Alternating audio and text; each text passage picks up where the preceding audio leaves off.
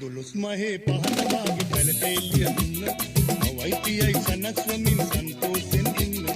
අරුන්දතිය මල්ලි මොටද ගමන් බිමන් යන්න අදින් පසුව මේ පාරෙන් ඔබ තනියම එන්න